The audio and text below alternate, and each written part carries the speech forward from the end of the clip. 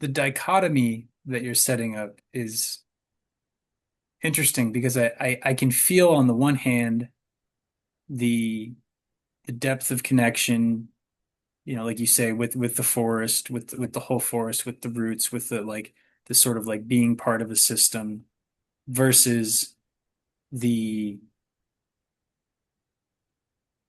the hoarding. Like that's kind of where I get a little stuck is like versus the individual versus like yeah, the danger there, like if you could unpack that a little bit, what's on the other side there? I guess, yeah. So I think from this story, it's clear that the idea of the genius slash genie is very powerful. The idea of there is something that is seemingly very, very small and that then can be unlocked, or maybe it bursts forward unexpectedly.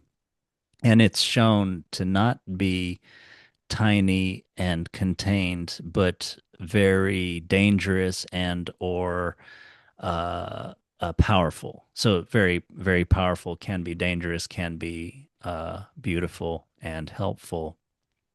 But I think this idea of the genius, yeah, one could sort of hoard it and use it for one's own benefit only and not try to benefit others. So to profit one in one's own life without helping others. And I just feel like the genius is supposed to help others, just like we talked about how the it kind of comes from your your ancestors, your past, the human race, etc. And you ultimately cultivate it within yourself, and there's lots of points on that journey, but eventually you sort of grow up and you have your high school degree, like in the story, Right. and then you go out and you use it to help others. It's not just to enrich yourself. And I feel like sometimes it can be depending on the gift in your life, and you can use it to make others whole and or happy, heal others or whatever it is, enrich others.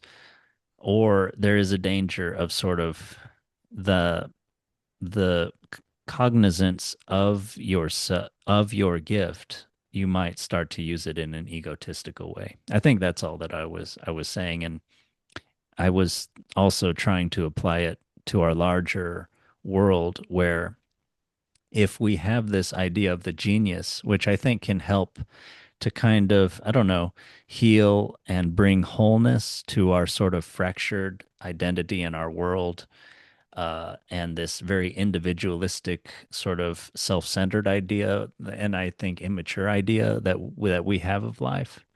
I think the genius idea can be very powerful for us, but just as in, I don't know, many stories, we can, instead of taking this genius idea and bringing it forth and helping it to heal the fractures and to to unify us, it we can use it to further, uh, you know, our own individual kind of identity.